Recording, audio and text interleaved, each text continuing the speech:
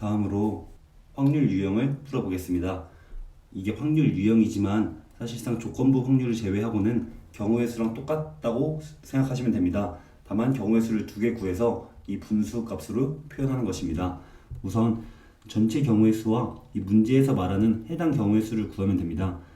이 1번 문제의 경우 7명 중 3명이 지난달, 2명이 이번 달입니다. 전체 경우의 수를 구하면 일단 7명 중에 3명이 출장을 지난달에 갔다 왔습니다.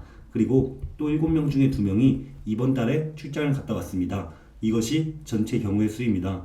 근데 문제에서 구하는 것은 김 과장이 2달 모두 출장을 가지 않은 경우입니다. 즉, 김 과장을 제외하고 나머지 사람들이 출장을 갔다고 생각하면 됩니다. 그러면 김 과장을 제외하면 6명이니까 6명 중에 3명이 지난달에, 또 마찬가지로 6명 중에 2명이 지난달에 갔다고 생각하면 정답이 됩니다. 이렇게 전체 경우의 수와 해당하는 경우의 수를 구해서 분수로 표현하면 확률이 나옵니다. 이걸 계산을 좀 편하게 하기 위해서는 이 C3, C2, C가 다 똑같기 때문에 그냥 765 곱하기 76분의 654 곱하기 65를 하면 됩니다. 약분을 하면은 65가 날아가고 66이 날아가기 때문에 분모는 49분의 분자는 20이 되어서 정답이 5번이 되는 것을 알 수 있습니다. 이어서 2번 문제를 해보겠습니다. 마찬가지로 우선 전체 경우의 수를 구해줍니다. 전체 경우의 수는 일단 한 개의 공을 뽑습니다. 그러면 전체가 6개가 있는데 이 중에 한 개를 뽑습니다. 그리고 2개의 공을 뽑는데 한 개를 다시 넣지 않으니까 남은 공은 5개 중에 2개의 공을 뽑는 것입니다. 이것이 전체 경우의 수입니다. 그리고 이제 문제에서 물어보는 나중에 뽑은 2개의 공이 모두 빨간색 공일 확률을 구해야 합니다. 이 경우의 수를 구해야 하는데 경우의 수랑 마찬가지로 상황을 나누어서 계산하는 것이 편합니다. 왜냐하면 이 첫 번째 뽑은 공이 빨간색인지 흰 공인지에 따라 경우의 수가 달라지기 때문입니다. 따라서 첫 번째 뽑은 공이 빨간 공인 경우, 흰 공인 경우 이렇게 나누어서 경우의 수를 세주겠습니다. 우선 첫 번째 공이 이 빨간 공이라면 빨간 공 4개 중에 하나를 뽑는 경우의 수가 가능합니다. 그러면 4시1이고 그러면 이제 나중에 뽑은 2개의 공이 모두 빨간색 공이어야 하니까 빨간 공은 3개가 남아있는데 그 중에 2개를 뽑아야 되므로 이런 값이 나옵니다.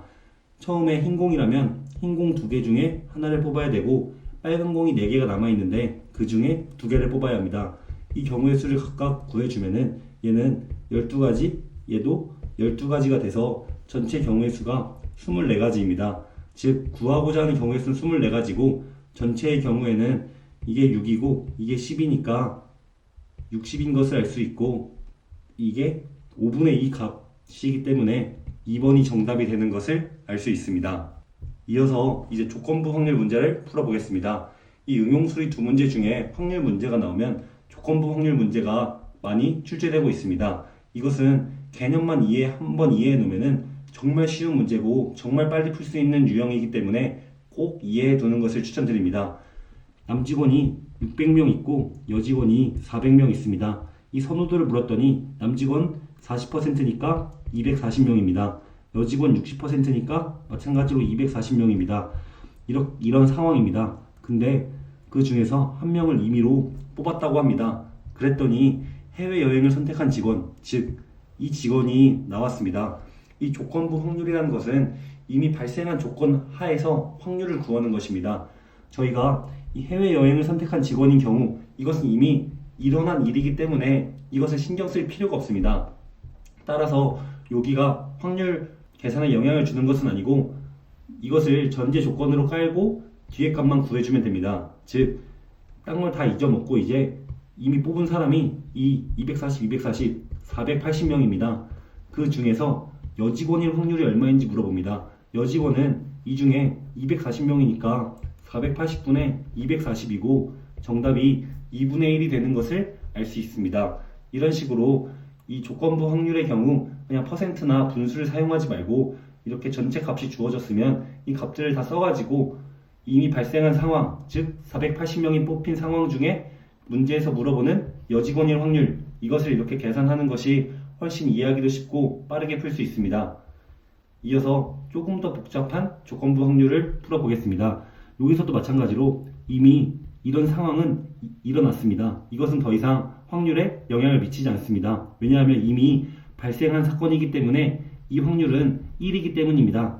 이미 발생한 확률을 고려하면은 영숙이가 던진 주사위가 1, 3, 5가 나와야 합니다. 근데 이제 광수가 이길 확률을 구해야 되니까 이 가능한 경우는 1일 때 1에서 6까지, 3일 때 1에서 6까지, 5일 때 1에서 6까지로 총 18가지가 가능합니다.